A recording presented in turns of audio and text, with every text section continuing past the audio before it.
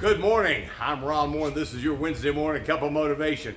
You know, I talk all the time about my childhood, and it really was great. And it was very colorful also, and so much of it centered around the little town of Apache, Oklahoma. They're in southwestern Oklahoma. Kind of a Mayberry-esque type of place, you know? And I was so naive. I still am for the most part. But anyway, I was so naive that around that part, I guess let me back up, around that part of the country, Jesse James and the James Gang actually had one of their hideouts. I think it was somewhere around Cyril, if I remember correctly. Cyril, Oklahoma. But they had one of their hideouts there. And so my Uncle Alvin and Uncle Cecil convinced me that, well, the way the James Gang would do it, they would put the horseshoes on the horses backwards, and that way they were thinking they were going the different way.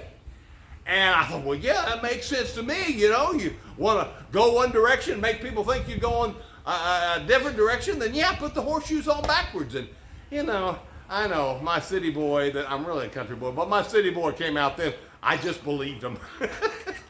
Made sense to me, you know.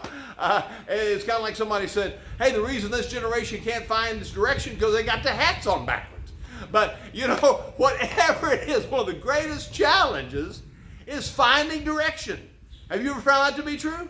I mean, one of the greatest challenges in the Christian life is saying, God, is this the way you're leading? Or which way are you going, Lord? Man, I'll tell you, I've spent so much time with that. But, you know, the focus of our focus should not be on if we're going the right direction, but rather, right there in Proverbs 3, 5, and 6, trust in the Lord with all your heart. Don't lean to your own understanding. Don't stop trying to figure it out. In all your ways, acknowledge Him. In other words, all your ways makes your Lord. You're the boss. You're the one calling the shots, not me. Father, you're my Lord, and you're my everything. I want to know you more. And it says when you do that, He will direct your steps. Now, you know, I kind of get the picture, having been on a lot of different commercial sets and some movie sets and television sets. You know, the director says, oh, go here. No, go there. All right, go here. Well, see, do you want the Lord to be the director of your life? I do. Then it says just trust in it. In other words, when it doesn't make sense, Lord, I'm going to trust in you because you are who you say you are. You're the great God Almighty, and I know that you know what's best for me. You know, it's so good when you just turn things over to Him. You know, in order to find direction, if you're seeking direction in your life today, maybe it's a job career, maybe it's a marriage partner. I don't know. I know some of you are going for that. You know, and that's okay.